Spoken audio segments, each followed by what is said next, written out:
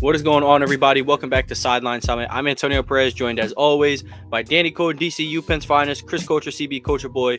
We got another great episode for you guys today. We're going to be talking about the first moves of the NBA offseason, some contract extensions, a big trade just happened, and of course the NBA draft is when we're recording this 2 days from now, but when this drops, it's going to be dropping tomorrow. So we're going to get into some draft talk about some of our favorite players, what players we think might slide, who are some good sleepers. Before we get into any of that, I want to make sure to remind you, make sure you like and subscribe to the channel. If you're listening to this on audio platforms, please leave a like, download the episode, leave us a 5-star review, all those good things. But yeah, there's really not much we're talking about outside of just like deep NBA offseason stuff. So Danny can really get us kicked off. Yeah, I'm going to go kick it off with my plummet of the week. It's going to be about Europe. I think Europeans eat in restaurants too long.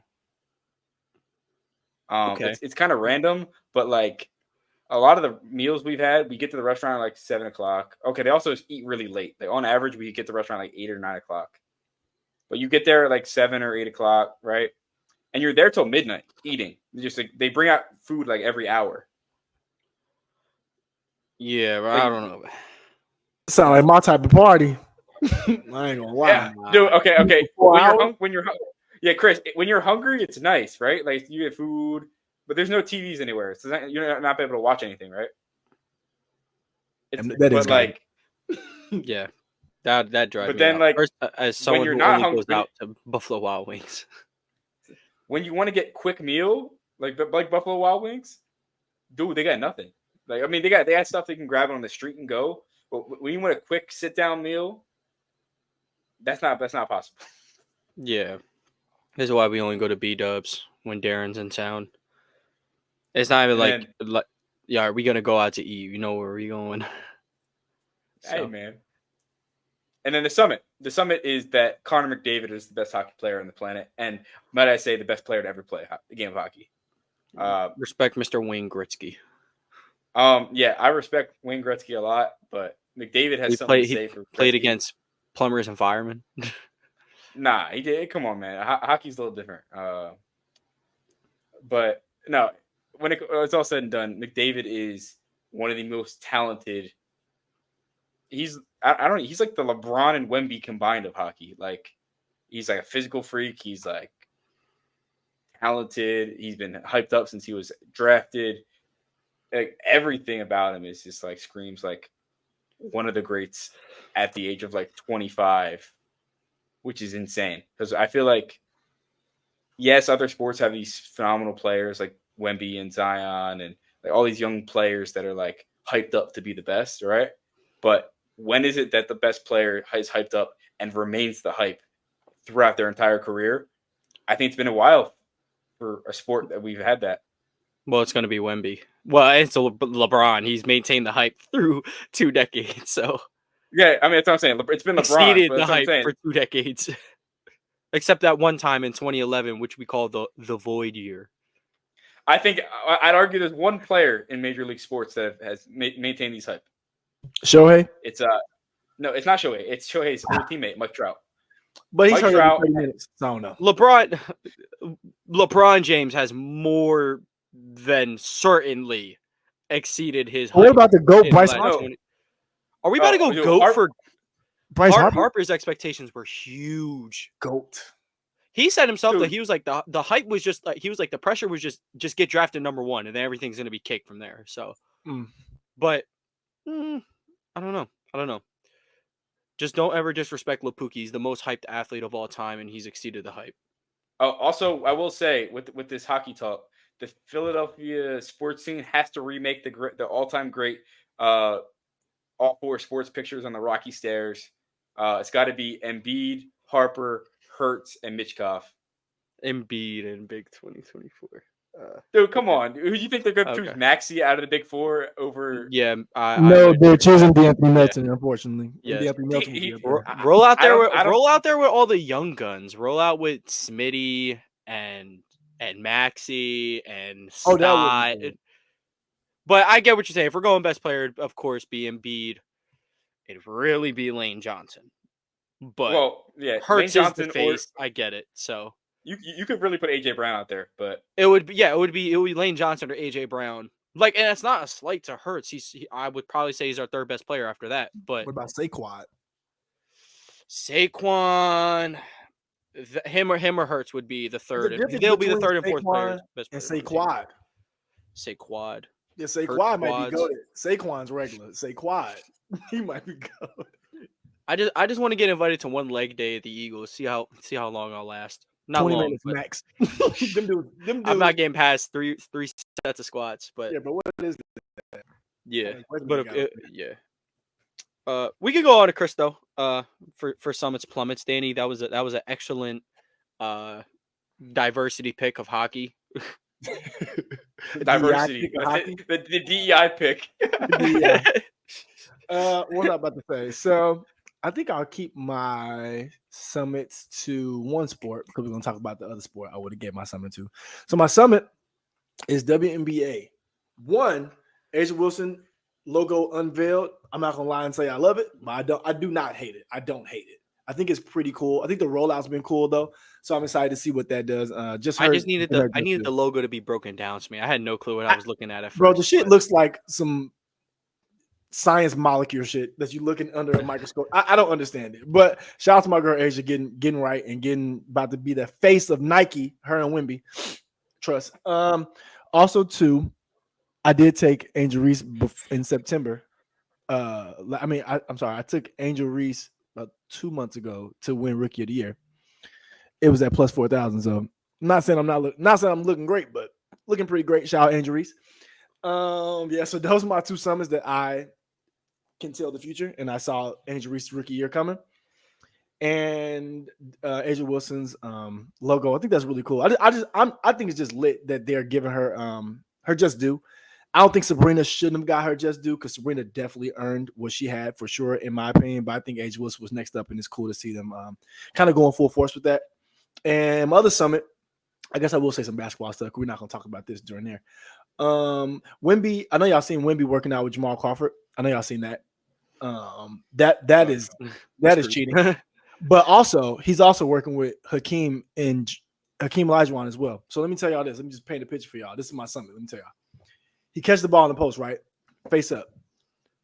Behind the back, Jamal Crawford move out the post. Dunk.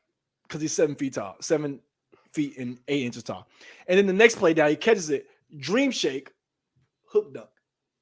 That's going to happen next year. And when it happens, I want to let y'all know. I told y'all here first that the league is over. So tell Lapuki Tatum, Lapuka Luki, get it out the way in 4 years because I got mine. I'm good. I got mine. I'm good. I got my ring. We're good. But yeah, that's it. Wemby's on the way. And don't forget, he does one-legged off the dribble fadeaways from 3. A one-leg runner from 30 feet and had the nerve to go tip dunk it. Yeah, but I want to see him play one volleyball game. Nope. See how that will work out. That'd be cheating. Everybody be pissed. He's just standing at the goal like this with his hands up. Just smacking shit like this. Yeah. So my summits, well, I have a lot of summits in women's basketball. I guess I'll start with my plummet. If your name not Caitlin Clark, Aaliyah Boston, or Kelsey Mitchell, I hope you walked your ass home yesterday, including the coach. What did RDC say? That was Darvina Ham with Doc Rivers. That was the coach. They had Darvina Ham. He said, RDC said this. He said, "That's not my fault. Y'all are trash." That's what I hope Boston, Clark, and Mitchell told them yesterday, because there's just zero reason they lost that game. They were up 12 with 6 minutes to go. There's zero reason why you lost that game. And Alyssa Smith, I don't know who your mother is, but it was nice to confirm yesterday you are someone's daughter, and it's Angel Reese. Because you hit her with that too small. I got to do the numbers. I have to know what Angel Reese numbers were after that point, because it seemed like every trip down the floor, she went. Angel Reese just scored. It was too easy. What I had a question for you. Did y'all see the 2K league game The team was down 18 points with like 45 seconds left and won. What do you be talking about? The 2K League game? We're talking about the WNBA. No. You brought back. I saw this video. They were talking. They came back from down 18 with 45 seconds left. Yeah, talking about how they blew because no one cares about the 2K League. Chris, I just want how do you blow an 18-point lead in 45 seconds? Nah, I seen they have you on the sticks. That's why I seen a clip of it on TikTok. With the way TikTok goes, with the way 2K goes, bro, 6 turnovers to do it. Because everybody makes 3 all the time. 6 turnovers to do it. If you jag the game, if you do 6 turnovers, you can 100% lose an 18-point lead. Bro, what they did, they tried throwing a skip pass to end the game. They tried skipping the ball down. That's never works in 2K. You know that. IQ on Ramon Sessions. Sorry, he caught a crazy straight, but. Oh, also, I saw the funniest video. They said, remember when Corey Brewer signed with the Sixers on a 10-day deal, played 7 days, and then just bullied James Harden? Remember when Corey Brewer scored 50 points in an NBA game? The Sixers fans will hold on to those 2 Corey Brewer clips for day life and say, remember when he locked down James Harden? I would love to go back because that was like Harden. That was like averaging 40 in a month. Harden, no, he didn't lock him up. He was being a doofus. He didn't lock it for 2 months. He didn't lock him up. He was being a bully. He was being dumb. On the weird. He was being dumb. He was doing what Jared Dudley does for the Nets, and y'all didn't like that. But actually, you weren't even a Sixer fan yet, so I would say I can't say y'all.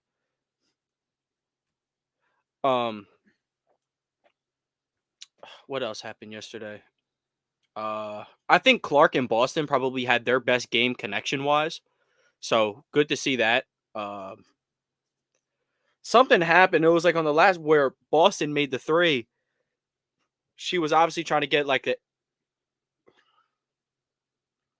think Clark was trying to pass it to Boston, and then Clark was going to come off the inbound, catch it, and shoot it. But it was guarded well.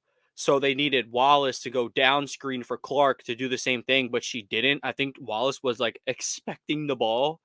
But Boston makes the 3 and then tells her you need to set her the down screen or whatever.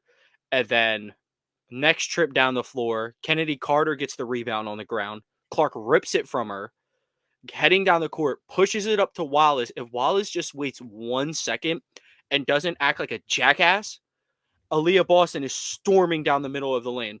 All you had to do was dump it off. She goes for a contested reverse layup. When's that ever been in your game? The only person who should ever be trusted with a transition reverse layup on your team is Kelsey Mitchell. That is just, it was so ridiculous. There's no reason the game should end like that. And if Mabry misses 2 very clutch free throws again, you need to go to Zimbabwe. I've never seen a shooter so bad in the clutch. She had an awful game yesterday, but just in general, you are too good of a shooter to be shooting this way. It's so crazy. But to get to some summits, I'm keeping it in women's basketball. New York Liberty, just been on a roll lately. I told these 2 yesterday. I'm witnessing the leap of Sabrina Ionescu. I'm witnessing it with my own eyes, and I can't believe it. Her jersey will be on the way, but she's been doing phenomenal, especially the last 3 games. I'm pretty sure they're playing in the Commissioner Cup Championship tomorrow. They're going to win that for sure. I'm pretty sure they're also back in the 1 seed with that Connecticut Sun loss. So, the girls have just been hitting on all cylinders. Jonquel Jones, still super underrated, shooting 44% from 3 or something like that. They're finally healthy too as a group. That's really what they just needed to be healthy at the same time, bro. They're cheating, and Vandersloot's still out. So when she comes back, it's going to be even more hell to pay. But speaking of, Tone, you made a good point about Jonquel or somebody coming back from injury. What for the Aces? The point guard, Chelsea Gray. Yes. Yeah, finally back. I thought she came back already. She played maybe 3 games so far or something like that. But she's not integrated. Yeah, hopefully that'll help because the Aces have been kind of poo-poo. Not even gonna lie. They've been playing with their meat. As Doc Rivers would say, gotta stop playing with your meat. Send Doc Rivers to Singapore tonight with no bag, no It's flashlight, so nothing. weird because so I'm about to get Shade Room World Star-esque real quick. T-esque real quick. Kate Martin hard launched her girlfriend. And I mean everybody knew she was lesbian for sure. You could see it in the you could see it in the way she shoots a jumper. But in the way she walks. Come on, man. Yeah, basically. But these TikTok girls, they almost treat this like a reality TV show. And the picture with her girlfriend, they cut out her girlfriend of the picture and they were like, she's still ours. I'm like, dude, this is a grown woman. You need to calm down. People do the same thing with Nika Mule because she is the first ever social media player. They will milk the hell out of her pregame fits, and she's not going to play. It doesn't mean she's bad. They could have just cut her. People are like, she needs real playing time. Well, she's got to beat out Skylar Diggins-Smith for minutes. She's got to beat out Jewel Lloyd for minutes. That's not happening, dude. Like it's not. She's not a bad player. You would not be in this league if you were a bad player. She's an excellent playmaker, really good defender. There's literally not enough room. It's not there's enough room. Exactly. There's just not enough space for you on the team. When they expand and they drop your little name in the expansion draft, and then you go be a star in the Valkyrie with Paige, look, bro, then we're gonna be happy. Speaking of which, people on Twitter were debating. It's like, oh well, if Clark and Reese are Bird and Magic, then it's like, is Paige going to be Jordan or is Juju going to be Jordan? I personally think it's Juju, but some people was like, well, no, it's Aja. Like, we already got our Jordan. I'm like, that's not how it works. Basketball can't peak with her. She's good, but women's basketball can't peak with Aja Wilson. So she's going to be Kareem for now. That's what I'm saying. Yeah, she's the most accomplished. Kareem was the best player in the league with a league that had Bird and Magic. So yeah, completely fine. But you're right. You're right, Tone. Juju was 1,000% Michelle Jordan. If any way, shape, or form, she is going to be Michael Jordan. But I'm gonna tell y'all what Paige is going to be. Hear me out. Larry Bird. I'm cooking. No, we already said Larry Bird, man. I'm cooking right Stop here. zoning out. Paige is going to be Jason Kidd, tall point guard. Learn, but she already can shoot. She's going to be a tall point guard. She's going to get a couple ships, and she's going to be a 19. 5 boys, 7 assists type of girl. Watch. Oh, totally. Better than me. I was gonna call her John Stockton. One of my friends went to UConn. Apparently, Paige is gay. Nice. Yeah. No shit. She had a crush. I'm so surprised how out of the loop you are on like women's basketball players' sexuality. It is so easy to tell if a player is gay or not. No. I thought she was, but like. Oh yes, I know you love her. Yeah, so, I do. I've loved her since I was a junior in high school. She was in my graduating class, so I was like, I know this is the best women's player. In that class. Like the whole class. It had Paige, it had HVL, it had Reese and Clark. Oh, Haley Van Lith is in that fucking class. You're right. Yeah, but fell off because she got her face cooked in. But damn, that's the TCU. That's tough. It's cool. We bounce it back. We're gonna be like top 5 pick next year. Honorary summit to me and Tone for potentially locking in some shit this fall / winter. Yeah, we're looking to get an apartment, and hopefully I don't kill him by the end of the lease. But he'll also be the moneymaker, Mr. Six Figures over there. So that's goated. Mr. New Country every week type shit. All right, let's get into some NBA talk. Do we want to talk about the trade first, or do we want to talk about some contract extensions first? Contracts. Let's talk about contracts. The latest one that just came out, at least to my knowledge, I don't think anything else popped out. Nothing else has popped out. Scottie Barnes signed a $270 million extension with the Toronto Raptors, highest paid Raptor in their history, obviously. Let's talk about it. Do you think is that a good number for Scottie Barnes? What do we think about that? Actually, let's start with Danny, because Danny's been running some like Scottie Barnes face of the league propaganda. I think that's a little bit of overpay. I'm not gonna lie, but I think every NBA contract's an overpay. Yeah. Quite frankly, like Luka's better get $400 million for 5 years. He's gonna get like 330 because Tatum's getting 319, Wait, 315. It's gonna be the Luka's Shea eligible deal, for- Danny. I think that's gonna be the one that's close to that. I think Shea's gonna get more than Luka, if I'm not mistaken. If I'm not Shea and isn't Luka, Luka I'm pretty eligible? sure in the same draft, Yeah, so yeah. they'll be around the same. You're right. I'm pretty sure Luka's eligible for 375, something like that. It can't be too much higher than Tatum because they're just 1 year after. So Brown was the 2016 class. That's the first class that was eligible for $300 million. Tatum's the next class, and they went up $15 million. Now, I don't think. See, here's the thing, because Luka made first team All NBA, and that's like an incentive, or like an All NBA team. That is an incentive in a contract. I don't know if multiple is an incentive though, so I don't know, but I won't count that out. But yeah, back to the Scotty Barnes. Scotty Barnes, man. I genuinely think Scotty Barnes could be a top 20 player in this league with his defensive length. He they call him Baby Kawhi for a reason. I know that was No. You're right. Like defensively, he has those type of tools. He was a better playmaker his rookie year than Kawhi ever was. Yeah, Ever, but like Kawhi, any Kawhi version of Kawhi.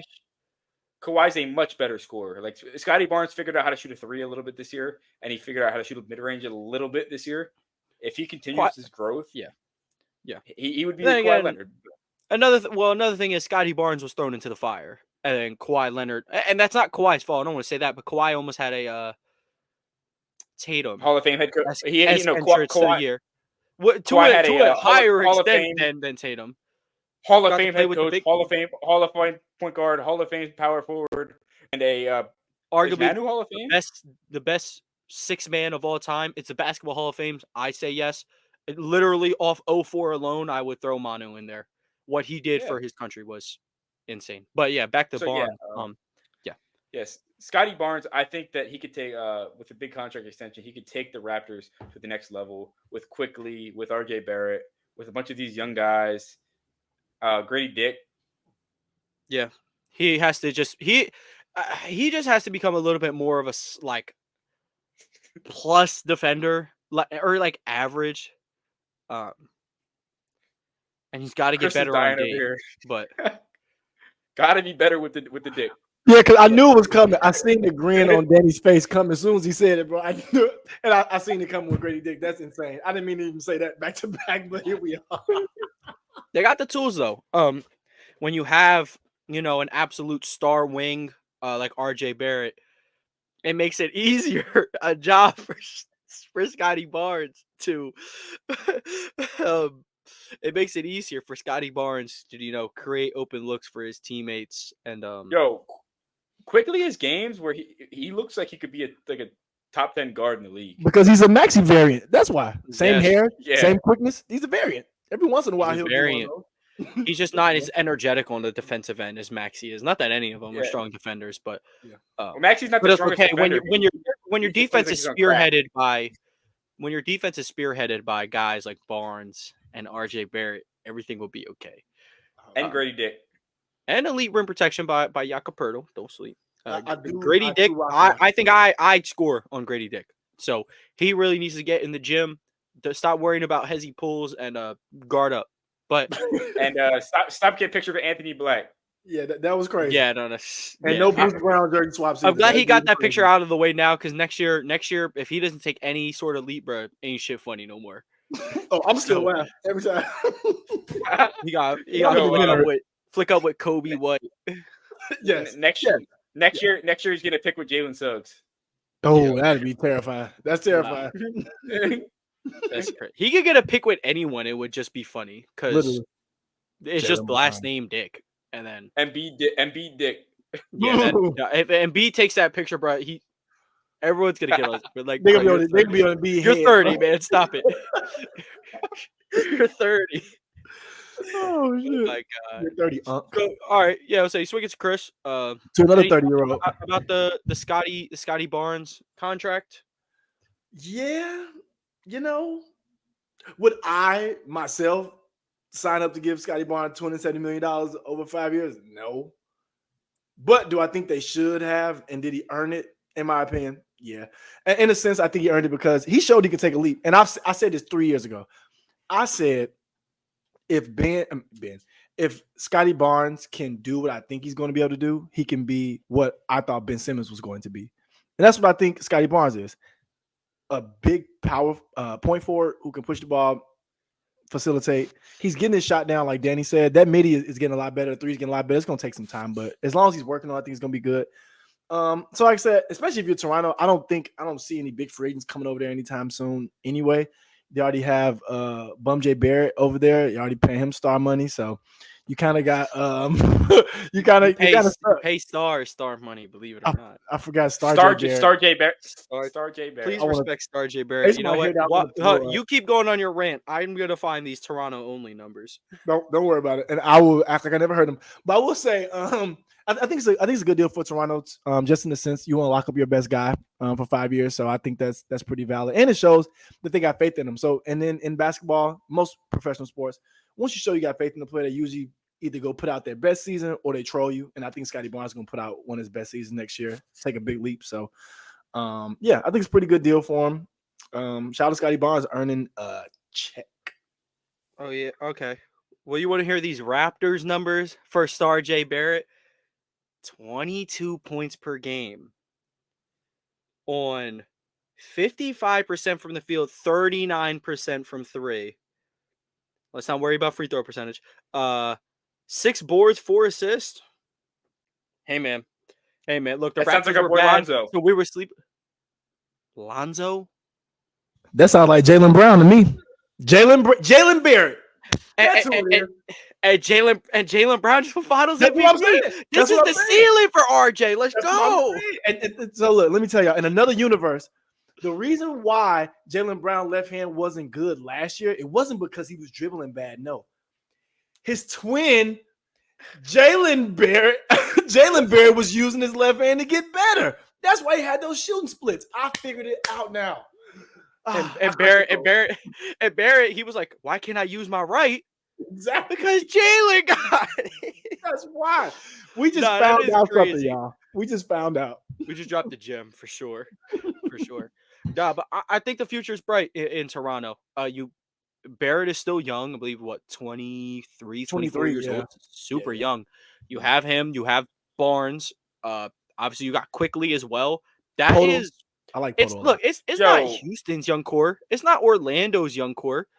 But might be next though. It might be next. That's a good. Yeah, bro. Can we put this shit in NFL terms? They are younger than like Jaden Daniels. Yeah, but they're all 20. The players who matter are really 25 and under. Everybody. But for Devin Booker was going in. He was like his age 24 season. That was like his 6th year. So So like that's what I'm saying. In the NBA, NBA vets.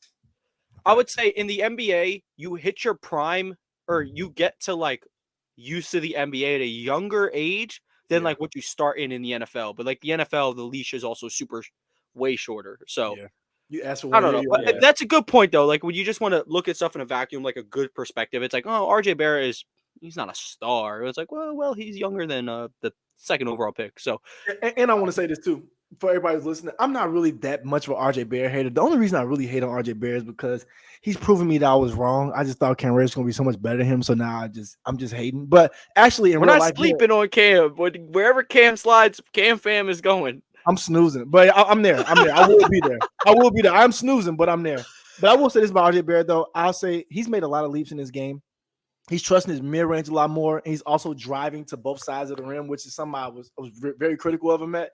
And I think if he continues to grow, Scotty Barnes continue to grow, that's a pretty good tandem to start with. And like all jokes aside, they have pretty good size on the perimeter with RJ being 6'6", Scotty Barnes being 6'9".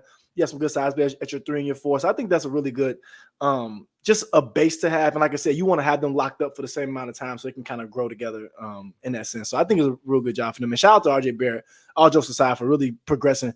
And I think, but in reality, he probably had to get away from Julius Randle because it was 17 left-handed people on the court at the same time trying to. Yeah, I was gonna say that. I was like I think people underestimate that just a little bit. Like even Brunson, started to really get going when there's not just that many left-handed people inside the court. I'm not saying you got to trade Julius, but like, not saying you those don't have got to stay to a minimum. But Yo, I don't know what just reminded me of this. Maybe it's talking about left-handed shooters. I just searched up Cameron Payne's stats. So you know what he shot in one season in Murray State legend, by the way. You know what he shot from 3 in one season with the Suns? 44%. 44%. I knew I was right. I knew it. damn. I knew That's it because I've crazy. seen the same shit recently, Danny. But people forget he's a real sniper. Yeah, I ain't gonna lie, bro. I talk my shit to LeBron too. If I was shooting 44% for 3, LeBron was like, bro, just a year ago you was jobless. Be humble now. Can't be like, man, fuck that shit. Oh man, I mean, go home, old man. Not even that bad. I mean, he shot 39% from 3 for the Sixers. It's not that far off. Great third guard. You think the Sixers resign him? I think I'd prefer to sign him more than Kyle Lowry, which is really unpopular. Really? I get it. But for playoffs, I hate Kyle Lowry more than anybody else in the NBA. Yeah, but I ain't gonna lie. So I'm gonna do sound like a degenerate boomer real quick, but where's the dog coming from if Lowry's not there? I know Maxi's got dog, but B-ball Paul. If you resign Oubre, you got some dog. I'll tell you one thing. I don't want my dog coming from a 38-year-old that's like on his last leg. Kelly Oubre, you are a Dallas Maverick. Shit, the Celtics dog comes from 38-year-old Al Horford and 34-year-old Drew Holiday. So but Drew moves like he's 25, and Al Horford is a fossil. Al moves like a Caesar statue. And Al Horford is like a Joe top Biden 10 post defender of our time. I want that to be known. People need to give Al 38-year-old. Did he just compare 38-year-old Al Horford to 78-year-old Joe Biden? W comparison. W. What the? W. Well, my king doesn't help in genocide, so let's keep Al slander to a minimum. He genocided Luka. Yo, he put genocide on Slovenia. Oh my God, Al Horford. The liberals would love you. Let's talk about a different contract extension though. Malik Monk got paid. Nobody thought the Kings were gonna be able to, break the bank for him. People thought maybe they're gonna use that trade, get a third star or something. They keep him though, and that most certainly means Harrison Barnes, you are going to get traded. But I'll say we can go to Chris first. What do you think? $80 million for Malik Monk. What are we thinking? W. Shout out to Malik Monk, Kentucky Wildcat alum. I love me some Malik Monk as a basketball player, and I'm happy he's getting paid like this, showing that you can be a sixth man and get damn near starter money in this NBA, and I love that. And I think this opens the door for him to get Kevin Huerter the fuck up out of there. And not even the fact that I hate Kevin Huerter or anything like that. I think with the way the Kings play, Malik Monk is served to be on the court more than Huerter. Not necessarily has to be a starter, but he has to be on the court more than him. And what you paying Huerter $16 million, he has to see the floor at some point. So I think that was kind of in the way. So I'm happy that they did this. So now it kind of gives them leeway, as you said, too, to get rid of Harrison Barnes. Harrison Barnes, you are a Philadelphia Sixer. Congratulations, Danny Cole. And to get rid of Kevin Huerter. So I think it's really cool. And like I said, I think Monk brings the real flash to the Kings. Like Sabonis is your hub. De'Aaron Fox is your elite guard, but Monk is the guy he might go get 30. He may get 12, but he might go get 35 or 40. And that's the type of dude you need, and I like to see him get paid. So I think it's a great deal for the Kings. And like I said, I think it gives you a chance to leverage some of those bigger contracts, try to go get a bigger fish via trade or via sign and trade. So I think it's the W for both sides. We went from possibly signing LeBron or Paul George in Philly to getting Harrison Barnes. Congratulations, Mr. Cole. Fun fact, Harrison Barnes, when he was on the Warriors in 2016, 73-9 Warriors versus 10-72 76ers. 76ers made like a 25-point comeback, and then Harrison Barnes gamed them to put all that to bed. We were sitting in like section 116. We had pretty good seats. It was a really good game. This is like the first game where like Isaiah Thomas and Ish Smith were traded to the team. Robert Covington was I think he was on the team. He was so new to the team. He had a baller game, and Darren was like, I want to get his jersey. They didn't even have his jersey in the shop. But you're going to, and then we were getting souvenir cups of like Embiid. They were like, I was like, so is this dude like ever coming over? And they were like, I don't know. And then turns out Chris, he's one of the best players in the NBA. So Crazy. I genuinely think the Sixers are going to make a run. Well, I know we're not talking about predictions yet.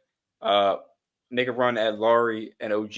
I think that's where their headspace is right now. At least one of them. But I don't think they got the pieces to trade for Lowry because he's gonna have to be a free agent. But I think OG is doable though, for sure. I agree, especially with his connection with Nick Nurse. I think OG would fit perfectly in the Sixers lineup. He's like a better version of Tobias for Nick Nurse.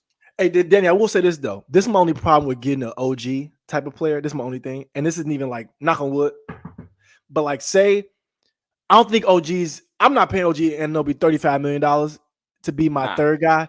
When I know, and this isn't even, I'm hopeful it does happen, but Embiid's missed a lot of times. And if that's the case, I want to have Maxey and whoever that guy signed be able to kind of carry me. I don't see OG being that type of third guy. So I'll be reluctant to give him the 30 to 35 million you're asking for. If y'all can get him for 25 or so, I'm doing 100% because then you can still bring some other pieces. But that's my only scary part. I don't think he could be a to kind of help you through those like longer time. I agree. I think they might be able to give him 35 and be fine with the new NBA CBA. True. Tax wise, that's the only thing. Like I think that this new CBA is going to make a lot of teams, like the big market teams, like the Celtics, like the Sixers, like the Lakers, and the Clippers at this point, spend a lot more money. Yeah. Here's the thing: the Celtics have absolutely screwed this CBA. So.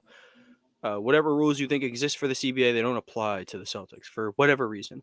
Howie Roseman and Brad Stevens must be like brothers. They're so linked. They're so linked in. Well. Here's the thing with Howie and money making. It's just like the Smitty extension and the AJ Brown extension. He kind of just, I guess he needed some luck there. Yeah, they were early, but like things like Devin White. It's like people are like, how'd he get him for $5 million? I'm like, that's an overpay. He sucks, but that's league average. Yeah, come on, man. Yeah, and he's not a league average backer. So, no. Let's stop talking about. Let's stop shitting on the Eagles linebackers. Back to the point with OG. Yeah, no, they were dead serious when they said he was baby Kawhi. He's going. It is my way, or I'm leaving. So. I think if the Sixers don't pay him the 30, 35 million, he just will not go. He's not taking a pay cut for Nick Nurse. Hell no.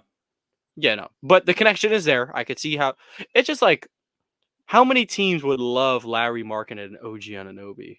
How many times has a lot of people want that. But yeah, that would be a dream offseason, of course, for Philadelphia. Back to Malik Monk, though. Yeah, I agree with everything Chris said. This is like the leeway to get Herter out the way, Barnes out the way. So yeah, I agree on that one. Do we want to move on to the last big extension? Pascal Siakam signs his extension with the Indiana Pacers. Yeah, and they pretty much had this ready to go when he was going to get traded, which was weird because the Raptors originally came out. It was like he was like, if I get traded anywhere, I'm just gonna go back to Toronto. So the fact that he re-signed is it's pretty good. That's obviously really good for Indiana. He was huge, especially in the Eastern Conference Finals. He was really good against Boston. So yeah, thoughts on Siakam extension? I think it's a W.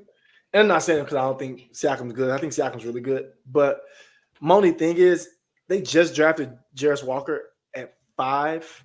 And I'm not saying that he should play over Siakam or anything crazy like that. I'm not even saying he should play over Toppin at this point.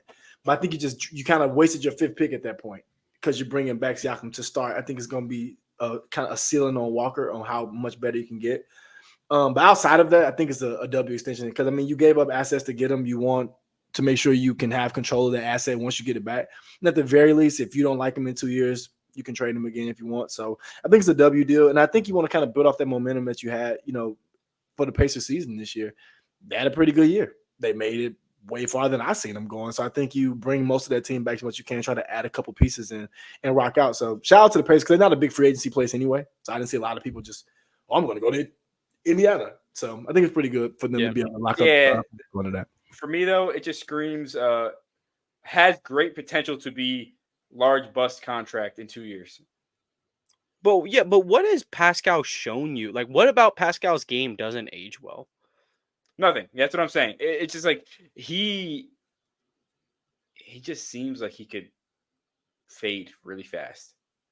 But what about his game makes you say that? I don't know. I just have a weird feeling that like he just don't like him. He just don't like, because Pascal. I think that contract's gonna age. He's fundamentally sound. Like he's very exactly. He remind me of Tim Duncan the way he like fundamentally sound.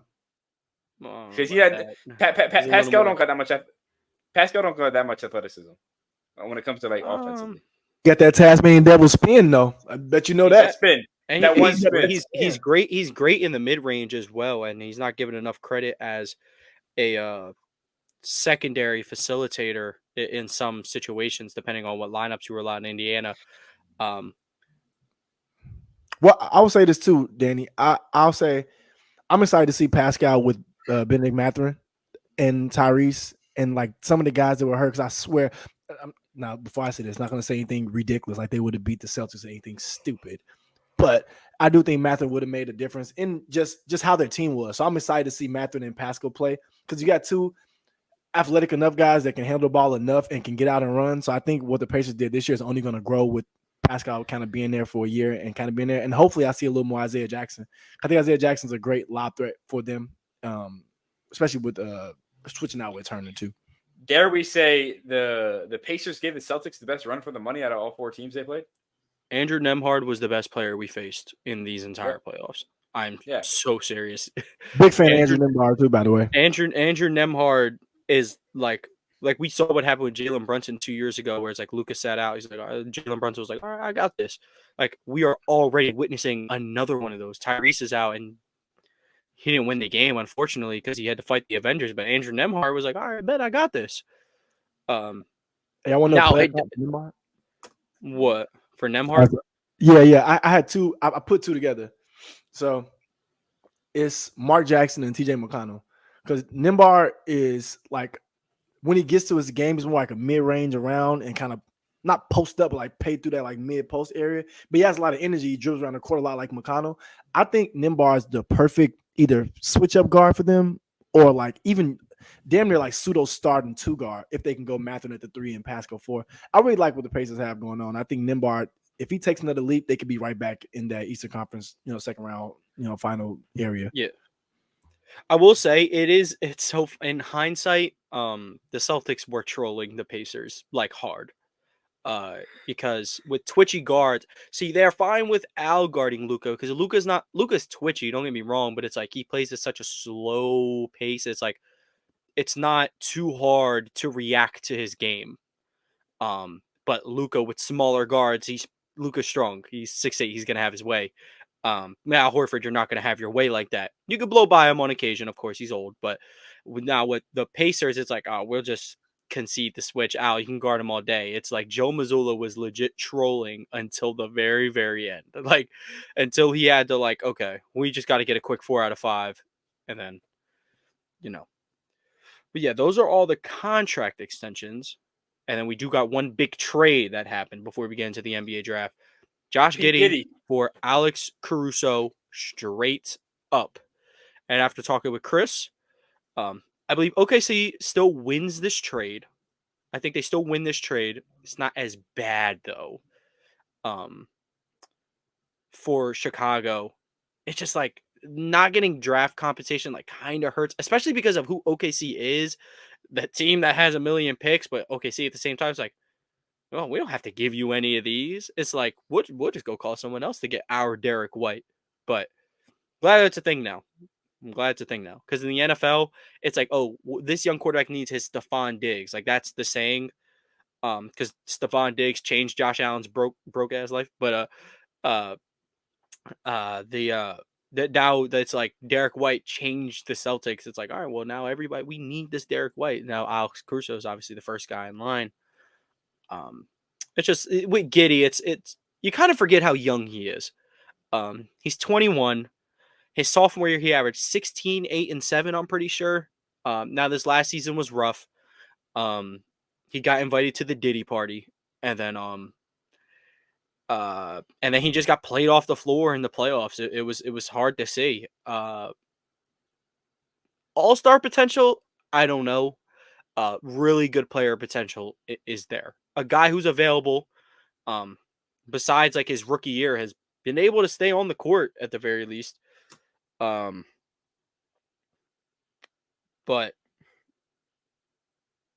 I don't know. I want to swing it to Danny for this one. Overall thought. Let me hear your thoughts on like OKC's side of things, and then Chris can go into depth on Chicago's side of things. I like the move, but like Cason Wallace, where do you fit in now?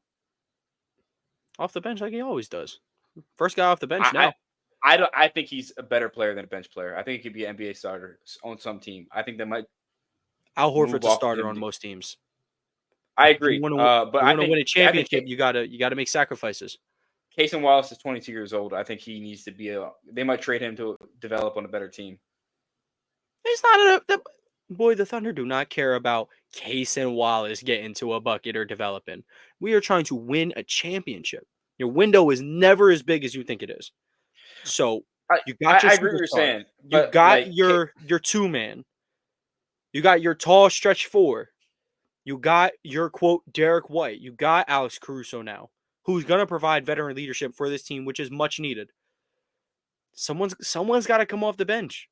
In case he's just gonna have to deal with it, unfortunately. Yeah, I mean it could wind up being the James Harden situation. I doubt that. Chris, how do you feel about this? Because I think Cason Wallace is a very, very talented player that deserves more minutes.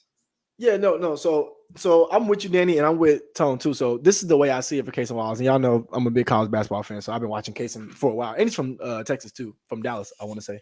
Richardson, he's from Richardson, right around where I used to live at. Funny enough. But Cason Wallace is this, Danny. We were just talking about Nimbard. We were just talking about all these other players. He's that. So in the regular season, when Shea needs a day off, when Caruso needs a day off, he's going to be starting. He'll get you 18, 5 and 5. People like, damn, why is he not starting another team? Because you need those guys. You need those guys in those playoff minutes where maybe Shea's playing ass in the beginning. Maybe Caruso's playing ass in the beginning. I could just put Cason Wallace in the 8 minutes and he can give me a spark. The same thing the Mavs are trying to do with Jaden Hardy, Josh Green, Tim Hardaway. You actually have that guy in Cason Wallace. You want to keep him, especially because you got him under team control. And now he moves up to be the third guard. So now, like I said, he can be a pseudo starter anytime, or he's that first change-up guard. If you want to play smaller, he can be in. I think he's a guy you have to keep unless they go after who I think they should in Lauri Markkanen. He's like a sweetener in that deal. So then, like I said, Danny, I see your point there. Because if he's in Utah, he's probably starting or 6-man or something like that. You know what I'm saying? So I see that. But I think if you're the Thunder, you want him. If you're the Thunder, you have to keep this type of guy. Because think about this, Danny, in this sense. You have a really good backup guard in Wallace, right?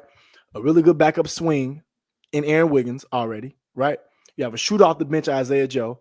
Now you get another big body. You literally have your 9-man rotation. You cut it to eight or so when the playoffs start. But then you're able to kind of move through the regular season with that same pace. You still got young guys.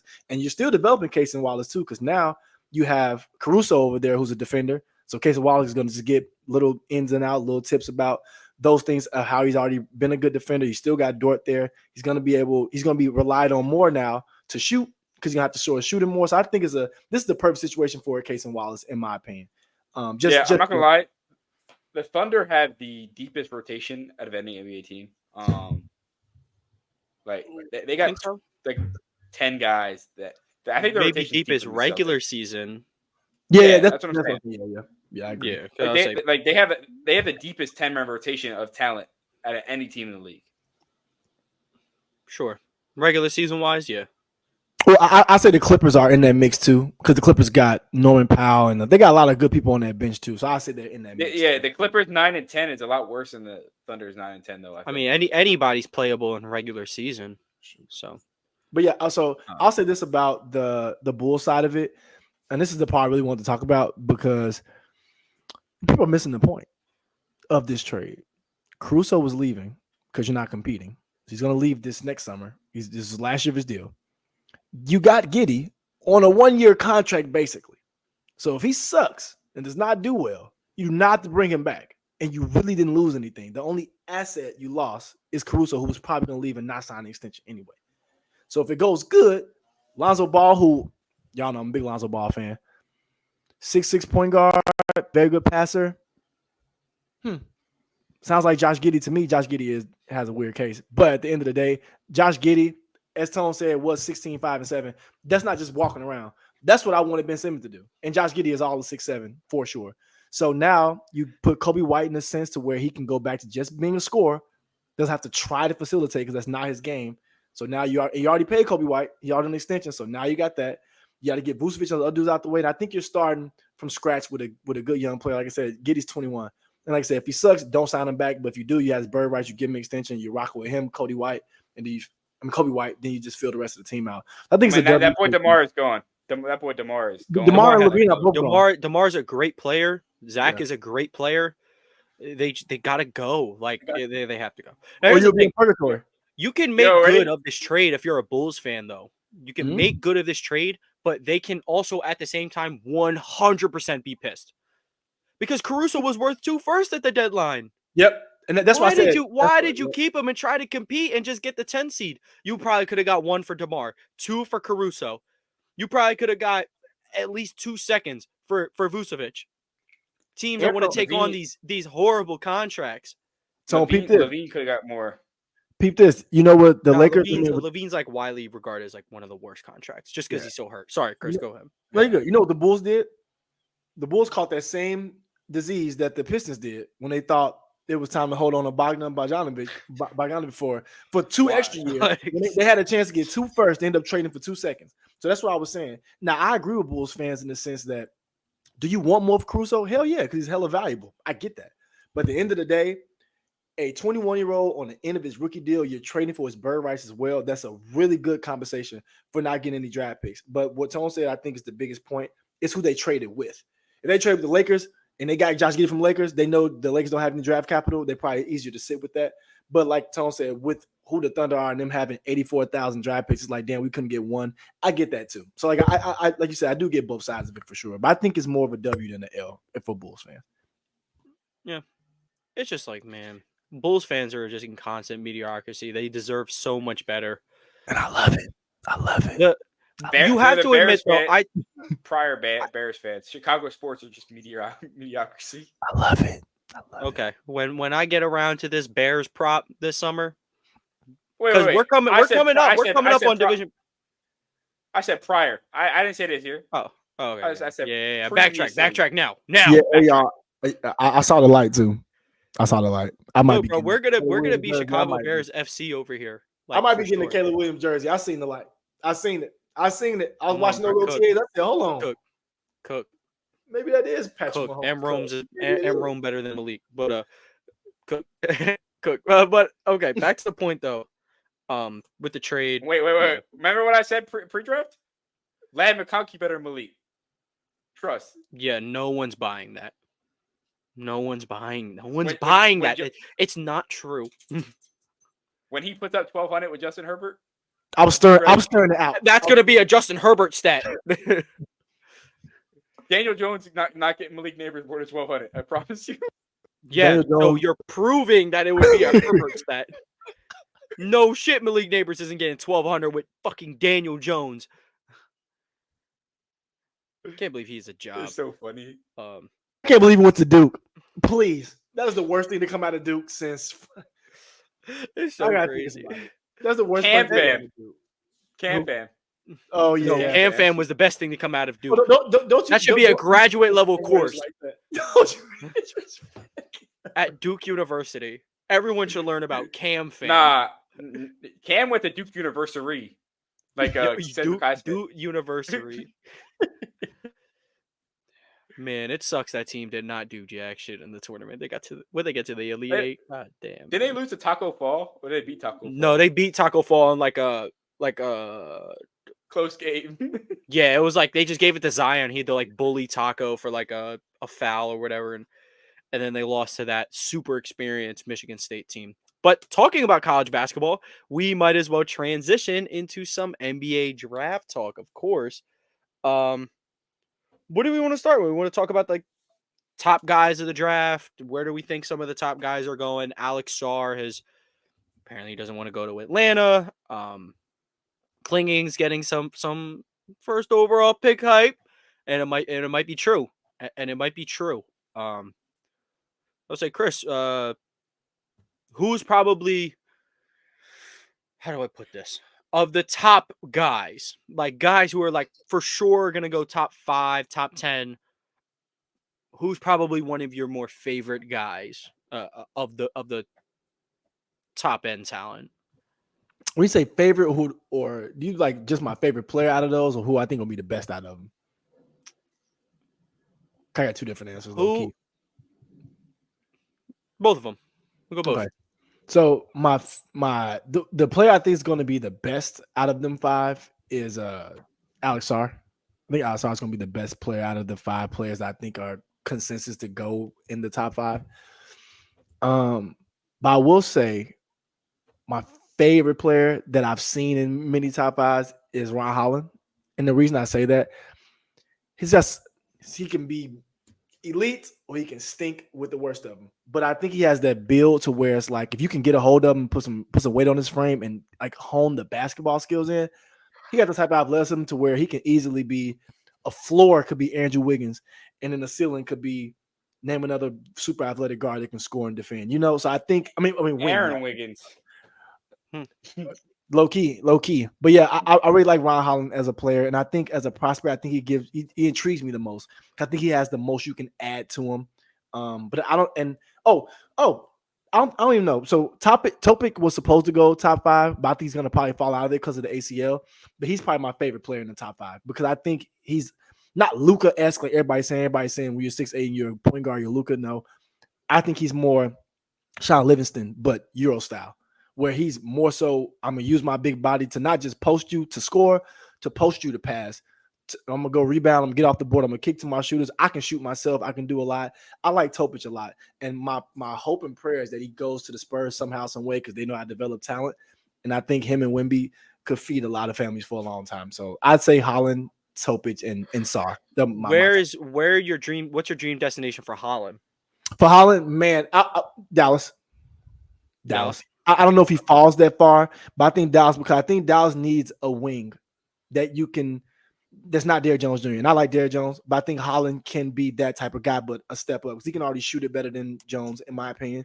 And he's a super athlete as well. I mean, nobody's as athletic as Derrick Jones, to be real, but he's athletic like that too. I think that's a perfect place for him.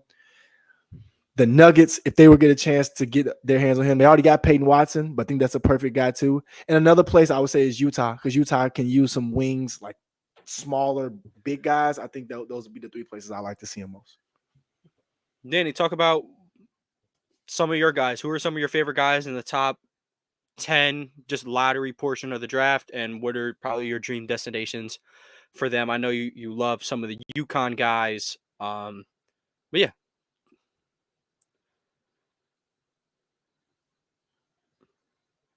My mic came up. No, you're good. We can hear you. My mic was bugging for a sec. No, yes, one of my favorite players in this draft is Donovan Clingan. I really hope he gets drafted to none other than the Memphis Grizzlies. I think he would be a perfect pairing next to JJJ and Ja, and give him like a true defensive rebounding center, whereas JJJ can kind of provide that a light stretch forward, not really like a real stretch forward, but like. I get what you mean. Yeah, that'd be a beautiful fit. Yeah, I think I really like in there. One of my other players that I really, really, really love is Stephon Castle. I really think that if you pair him and Wemby in San Antonio, it's over. They're gonna run the league, and guess what? That man DeMar DeRozan might be heading back down south too. Or PG. Yeah, I can see. Yo, sleeper pick: LeBron and Wemby team up. LeBron, welcome to San Antonio. I wouldn't be mad at it. I don't think it's happening at all, but I wouldn't be mad at it, bro. Oh, No, ESPN would be grueling, dude. We don't need to be teaching Wembenyama la fuck you threes. Yes, so. we do. Dude, oh my god. Yes, oh my god. Yo, he's gonna hold the ball all the way up here. And that's what I'm saying. Or he gonna do like this. Wait. In fact, he's gonna show it to you. Wait. He's gonna make you look at it. They're about to roll out there with Castle, LeBron, Wemby, Vassell, and Cisco hair so high. And yeah, Mr. Dennis Rodman Jr. I'll say they got to. Here's the thing: the Spurs are probably the most interesting team in the lottery. They got money. They got the best player in the league. They got money. Future face of the league. 2 top 8 picks. They have 2 of them. So I'm so interested. Are they going to use that to go get DeJounte Murray back? Are they going to use it to go get Trey? Are they going to use it? Because honestly, I think LeBron trade for AD. Fuck yeah. I feel like they would be a lot more interested in one of Atlanta's guards than Atlanta's number 1 overall pick, unless they like Alex Sarr that much and they want to pair Alex Sarr and Wemby, because the way they could probably work is defensively. Wemby can stay center because he found the most success there on defense as a center. Offensively, you can run Wemby as a 4 because Alex Sarr is not necessarily developed yet to consistently space the floor, be the outside shot. Of course, you're going to integrate that in. You're not going to be a great team from the start. So we're obviously going to prioritize Sarr and Wemby's development to soon. Then you could put Sarr back at the 4, Wemby, and then you could play 5. Bro, they could be ridiculous if they decide that they want to go get Sarr, because they can do it. Because Sarr doesn't want to play for the Hawks. So keep those picks. They could rock out with. They could get Klingon at 8. And then they could get Castle. I think he's gone by 8, Dad. I think they got to get him with that first one. If they're going to get Klingon, they got to get him at 4. Yeah, they have to get him 4, and then they got to get him at 4. You think? Hell yeah. Okay. I mean, so here's another sneaky thing that they can do. So Klingon at 4, Klingon at 4. Mm-hmm. You can get Holland at 8, or if you really want to guard and you really don't want to like go because you would have to trade for Trey, and then you got to pay Trey soon. So here's which I have no problem with paying Trae Young. I think he's one of the best guards in the league. But if they don't want to do that, another route you could do, trade back a little bit from 8, because it seems like this guy's falling back a little bit. Get Isaiah Collier. Oh. Who are you thinking? Trade back and get.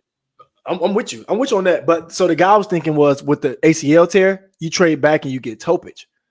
That could happen. Topic or Collier. I'm with either one. I think both of those are perfect. Wait, I'm just so big on Collier because USC needs to burn in hell for what they did to my boy. He is so much better than where he's getting mocked. I promise. And the back half of the year, the film will show it. He's gonna be like Maxey. Like Maxey got picked at 20 years old. They're gonna be like, damn, how do you fall to 20? I think Kyle's gonna be that type of guy. Exactly. There's no way you don't like Dalton Connect. No, Dalton Connect's not. He's gonna be Grayson Allen at best, and he can be Garrison Matthews at floor. I'm not picking him in my top 10. I wouldn't. Grayson Allen's a pretty solid role player, though. He is, though. That's why I said, but at best, though, and you wouldn't pick Grayson Allen in your top 10. So that's I would in a role player draft. I would. Right, but this is okay. If we're doing a are you calling this a role player draft or like a role player draft in the NBA? Yeah, Chris already called this role player draft. I think it's a role player draft. So I get where you're coming from, Danny. But look, in this sense right here, if I'm Dalton Connect, I already been in college for 76 years. I'm not trying to go waste my time on the Pistons. I want to go to a good team. Now, so that's my thing though. Do I like Dalton Connect as a top 10 pick? No. Do I like Dalton Connect as 15 to 20 something range? I think he's the best pick you can get in that range because he's ready to contribute now. You're cooking me. You're cooking me. Who is the 16th overall pick right now? I wonder who. It's Philly, right? Or it's LA? It's Philly. No, LA got 17. Oh yeah. So that's what I'm saying. For Philly, I love it. But for the Pistons or the Hawks or one of those boo-boo teams up there, no. Because he needs to go and contribute now. He's ready to play today. Yeah. Like don't connect Sixers jersey about to go triple platinum on the boardwalk. Now that would be legit. I think that's legit. That's legit because he can play spacer. He can catch it. He's Strus right now. He's what Strus does for the Cavs. Not saying as good though, but same mold. He's the same type of guy. Max Strus has devil magic. Please don't speak that. Well, no, you want some of that. You want some of that. You need some of that. It is essential. You got to win a championship. That's the only way you can win a championship. We poured all our devil magic into the heave god, Peyton Pritchard. So Max Struess plays And like honey. a 2K character that you just like put on the sliders all the way up. He is. Yeah. Sometimes everything goes in. Yeah. But yeah, I like some of those points. Again, the Who's your favorite Spurs, player? they got a Yeah, my favorite player in their draft is Isaiah Collier. Nice. I like that because I like Scoot for the same reasons last year, but Collier has so much more upside as a jump shooter. Back half of the year, I'm pretty sure he shot like 39% from behind the arc, which I can get down with. And it's the way his play style is. He loves to drive. He's strong. He can finish through contact. That is going to be able to build up. It's like, oh, I don't want him to drive. He like, all right, well, I shoot 40% from back here. So he can dictate a game super well at the guard position. Another guy I'm pretty sure everyone will know. I love Jared McCain. I said this a little bit before the show. I see he can be like a Peyton Pritchard on a type of team. Can be a really good spot up shooter in spurts, and I mean spurts. Can run an offense for a little bit. I think he's a little bit stronger, or has the upside to be stronger than Pritchard defensively. I think Nembhard too. Really good. Yeah, Nembhard type of deal. Will he ever be the first option on a championship team? No. But he can be the spark guy like a Peyton Pritchard. He can be a Jordan Poole type of guy. He's not as erratic as Jordan Poole. I think Jared McCain has a really good head on his shoulders. He's a very smart player. He for like a Duke team that like rolled out second, third year guys, Filipowski, for example. You draft him, you're a numbnut. But he is butt cheeks. Actually booty. But for McCain, I don't wish this on anybody to go to LA. I think he could fit in pretty seamlessly with LA. You're going to need catch and shoot guys. A smart guy like JJ Redick will know how to use Jared McCain. And he's going to show him, he's going to give him extra praise for being a Duke Blue Devil. And he's going to give LeBron some love because he said he'd go to Duke if he went to college, not because they have a podcast together or anything. But I would like that location. And sorry, one more thing before you go, Danny. I would also like McCain either in Miami or Philadelphia. That's my place right there. Miami would really hit the spot. That's my spot right there. That's the one I think right and there. And he'd start game one running the team because Butler's a fraud. But go ahead, Danny. We'll round this off. I want to do our late round or late first or second round sleeper. My pick is Terrence Shannon. I think he's one of the best scorers in the country. Dog. He just got acquitted. He beat the case. I don't know if it's really a true beat the case or if it was like a. They came out and said they lied. They came out and said they lied already. Okay. Now again, I don't know like the full evidence on that thing. Like I heard it was text messages that they got caught, or like if they just came out and lied, I'm not gonna immediately jump the gun. It's like, maybe he paid them. That's it. I don't want somebody to be a victim though. So I'm almost glad they lied for their sake. And yeah, Terrence Shannon is a basketball player. It's a pretty good, damn good basketball player. Yeah, and he is projected to go in the late first round right now. He is a big scoring guard who can facilitate, who is going to eat the load and be able to just go at the basket. He's gonna what? That was great. He is going to what? He's going to eat the load? The load was out of pocket. Oh my god. Whoa. Dude, that's ridiculous. I can't believe you just said that. Wait. Is eat the load worse than take the load? Both suck. Oh my gosh. He's going to take the load. He's going to eat the load. But anyway, though, he is a phenomenal scorer. If you watched any bit of college basketball last year and you did not get a chance to catch Terrence Shannon play, go watch the game because he is so electric. He had a couple good games at Texas Tech before he transferred to U of I too. Shannon, and I'm not gonna lie. First time I saw him, I was like, "Who the hell is this guy?" He goes to U of I. That's not a basketball school. Like, what the, who? He's a bucket. He's a bucket. So I'll get my sleepers. One, y'all gonna probably laugh, but it's okay. My real sleeper is Amari Stewart out of Sacred Heart. Boy, nice. Mine is Nepo baby Bronny James. Nah, go ahead, Chris. He's picking Bronny. I have one before that, but Grant Nelson, Alabama. I've been talking about him for 2 years. Oh my God, he's so good. For 2 years. So long. For some reason, he's gonna fall to the second round of late first, and that's gonna be a complete steal. Miami Heat legend right there. It screams Miami Heat legend. If they didn't have Jovic already, I think they're gonna take him. But I love Grant Nelson. I think Grant Nelson is gonna be really good in the NBA. If I'm wrong, I'll be wrong. But I think it's gonna be really good. And I will say, my other sleeper is Bronny James, and I'll tell y'all why. It's not because I'm a Bron fan. I'm trying to gas it, bro. Just as a basketball player, the same reason why I like Isaiah Collier. USC is not a real basketball school unless Juju Watson's playing on the court. So they did not know what they were doing. When I tell you his game translates to the NBA way better than college. Now, I'm not going to sit here and lie and say he's going to come in and average 10 points. No. But what I do know is he can be a 3-and-D guy in the NBA today.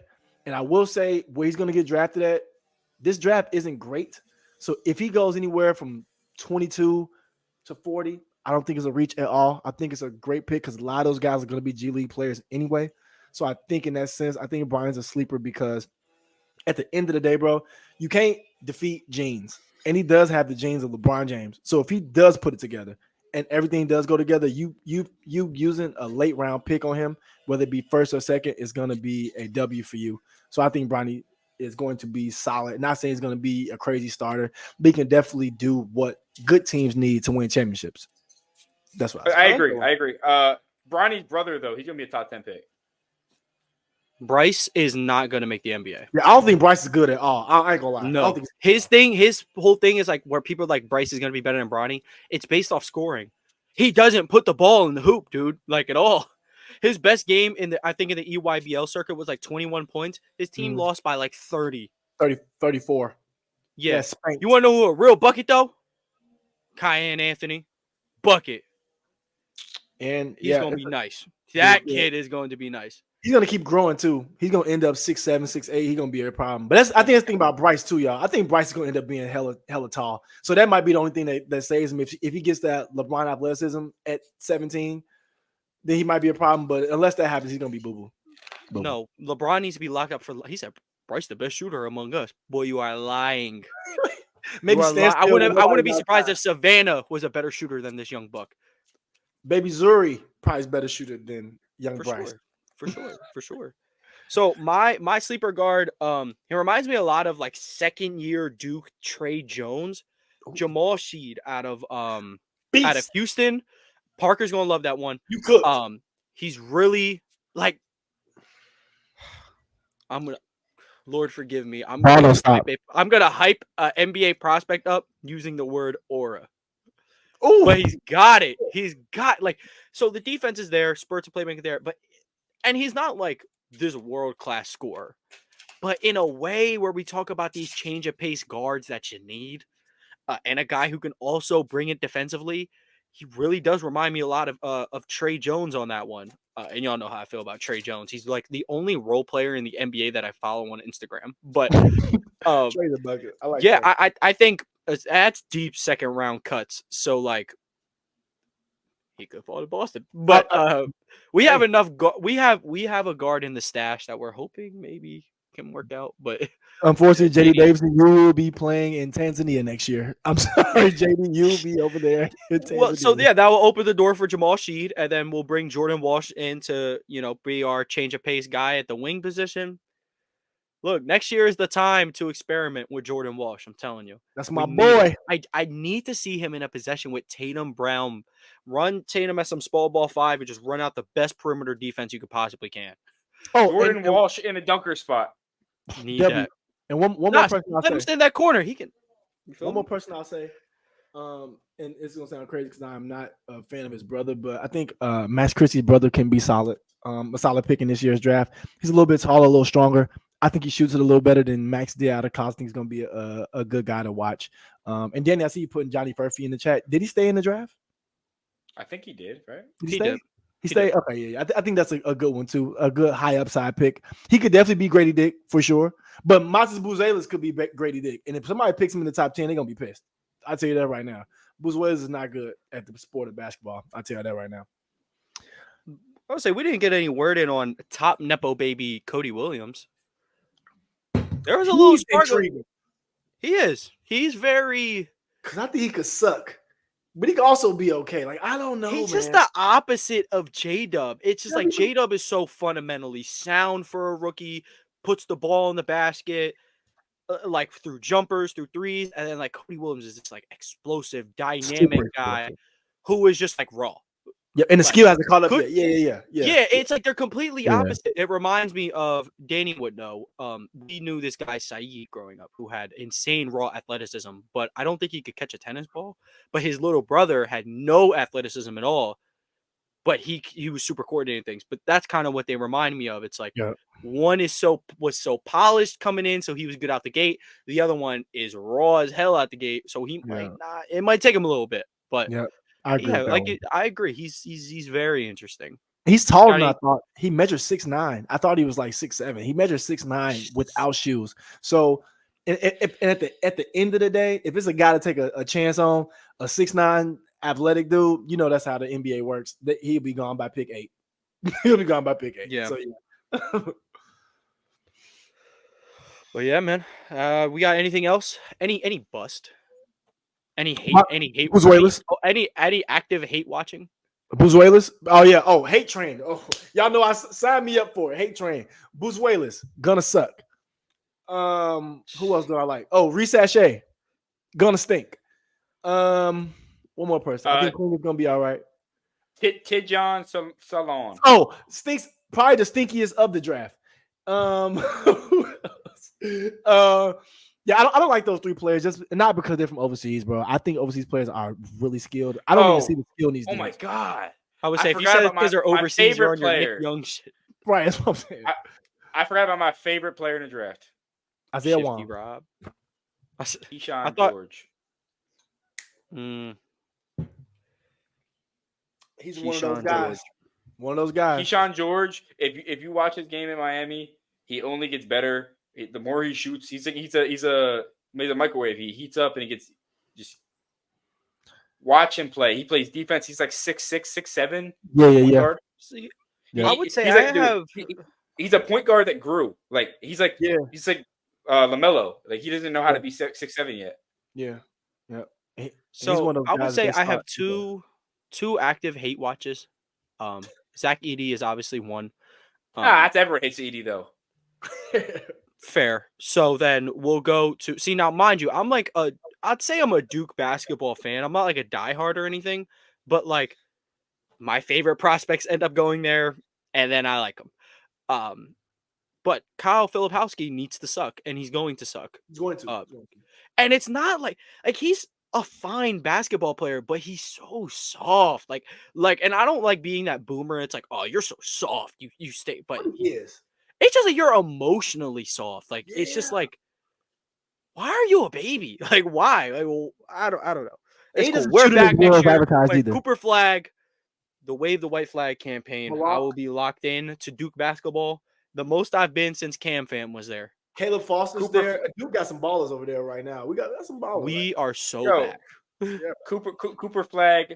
Welcome to the Trailblazers. No, unfortunately, Cooper Flag will be a San Antonio Spur because this is the reason why I've been pushing them to trade these BS picks in this draft is because they have the Hornets protected next year and they have the Hawks protected. Well, no, or they have one of those in their own. It's going to be all fun and games, and then Celtics flip Horford for like next year's first. Y'all didn't know Cooper Flag, big Jason Tatum fan. From Maine. From Boston. Went to Tatum's camp, grew up a Celtics fan. The most coveted American prospect going to Duke. Look, man. Don't worry about it. 3-team deal. Boston, let him learn from Tatum. Give him like 3 years, and then we hand over to him. Don't worry about it. 3-team deal. Jaylen Brown to the Lakers. Right. Lakers send pick 19 to the Celtics. Celtics get Cooper Flag at number 1, and Jason Tatum retires, then comes back to play for the Lakers. You gotta stop with this Tatum Lakers gimmick, man. It's Bro so wrote funny. He wrote a Wattpad story. Nah, for real. Tatum ain't going nowhere. My boy's retiring a Celtic unless St. Louis gets an expansion team, which ain't happening because it's gonna be Vegas and Seattle. Yep. But if St. Louis does get a team, he would damn near go play for him for sure. He would. I don't know. Pittsburgh might be down the list when it comes to expansion cities. Well, that boy Tkachuk is cooked tonight. But he's a beast though. He is a beast. He's good. Yeah. You see the goal he saved? He's you see the goal he saved? The empty net goal he saved? Yeah, he. Those dudes. Yeah, it's almost like it was like a block I've seen before.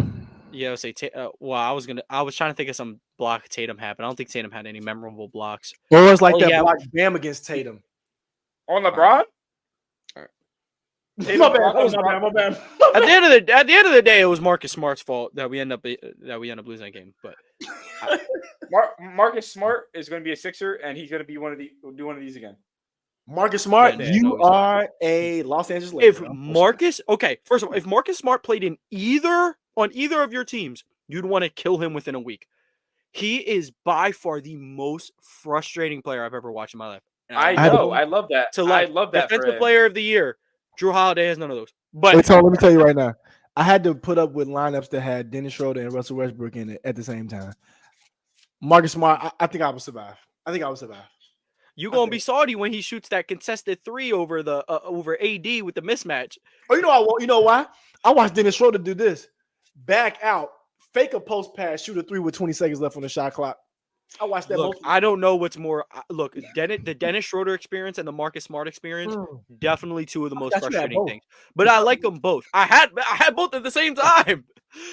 I like them both. I'll always like Dennis Schroeder for his time in Boston. He gave Westbrook 40 one time. It was great. But Philly specifically, you guys would tear him to shreds. But he's also Philly's type of guy, a hardworking guy. He's like Pat Bev. But when he doesn't pan out for you, comes back to Boston, starts hooping, you're going to be like, oh, he's a double agent like Al Horford. No, you just don't know how to use your players. I'll forever stand on that with Horford. He was bad in Philly, but Brett Brown deserves a lot of blame for that. Brett Brown is Hitler. Shitty coach. Shitty coach. Shitty coach. They literally gave him $120 million to not guard Embiid. Al Horford is the greatest bag chaser of all time. What? You kidding me? Al Horford good in my book. Oh, my God. HOF in my book. Not first ballot, but look, somewhere down the line, we're going to get a weak class, and it's going to be like, let's look at Drew Holiday and Al Horford. That's how it's going to go. The same thing with Rondo. Sixer legend, too. Drew is the real Sixer legend. Drew was the start of the process. Boy, he had one All-Star game, and they all traded him. The start of the process. No, you traded him to start the process. Michael Carter Williams, dog. I'll remember it forever. Respect Rookie of the Year, Michael Carter Williams. Respect Rookie of the Year. Rookie of the Week. All right. We're getting into some super niche talk. So again, I want to remind you guys, make sure you like and subscribe to the YouTube channel. If you're listening to this on audio platforms, leave a 5-star like and review. Anything to say before we get on out of here? Oh, right, I do want to say one thing. The Kendrick Lamar concert showed me a bunch of things. I like West Coast music, but I will say this. It was a bunch of songs I downloaded in between while I was watching the beginning. So I'm thankful for that. And I'm also going to say, too, it's okay to be a Drake fan and to admit that he lost. It's okay. Because I'm one of those guys. It's okay to do that. Yeah, so am I. It's okay. Just want to let our people know it's okay to do that. And Danny, it's okay. We're teaching y'all. It's just like, why did he keep around someone who is a weird kid? Why did you do that? I just have questions for it. And sometimes you do have to jump outside the box and demonstrate to people. Sometimes you have to do it. Sometimes you just got to step out and explain. Wait. Sometimes you got to walk out the door and lead by example. The Celtics can officially say to any other team in the NBA, they not like us. Literally. Not like us. And that's another thing. One quick thing before we get out of here. Boston's parade, it's like people were like, oh, it's going to look like a KKK rally. Do you know, like, do people actually, have you people ever been to Boston? It is very white. Literally one of the most diverse cities in America. But it is very white though. Like the white people do show out in Boston. Dude, no shit. That's why white people aren't minorities, jackass. They're gonna be the majority in every major U.S. city, except for Texas. Chris got the diversity down there. Bro, it is literally no diversity. It's well, actually, it is a little bit, but it doesn't seem like it sometimes. But sometimes it boggles my mind that in a NBA Finals that featured Massachusetts, most progressive Massachusetts, and Texas, Massachusetts was getting called the racist. That's unreal. That's unreal. It's Dallas. Dallas is very progressive. Yeah, Dallas is cool. What do you think Boston is? Now, other parts of Texas, not so much, but Dallas is pretty. And mind you, the face of this Dallas team was getting Burger King guy memes on him. Yeah, that was this is not the face of racism. Yeah, I got weak. I can lie. Luka Doncic is the face of racism. Unlike Chad Tatum, who's open to diversity, has African Americans like Jaylen Brown, Drew Holiday on the team. We got Dominican Republic representative Al Horford. We have whatever species Joe Mazzulla is, meerkat, on the team. And then we have Peyton Pritchard. We are a very inclusive team, unlike dictator Luka Hitler, who says, Kyrie, get out the way. And also the Dallas Mavericks, they might be funneling money because they do still employ Dwight Powell and Maxi Kleber on NBA contracts. And there's no excuse for that. There's no excuse for that. That is racist. Dwight Powell is not white. You got to be. He's halfway there. You're paid at least half of his contract is paid towards his white side. They're paying Dwight Powell's white side when you could be paying white side. White side. Feel me? No, what part is white? Dwight or Powell? His basketball game. Whenever that boy talent is his white side. Hey. Oh man. When he touches a basketball, that's when his white side shows. So, weak. Yeah. Never disrespect the beautiful city of Boston. I've never been there, but never disrespect the beautiful city of Boston. They are a very diverse club, except for. No, what I will say, it doesn't help that Dave Portnoy is like the face of Boston. Apparently, I hate him, and he can go die in a hole. But nonetheless, from AP New Freezer, Culture by Migos, and DC Comics, thank you guys for tuning in. We'll catch you guys next week. NBA champs.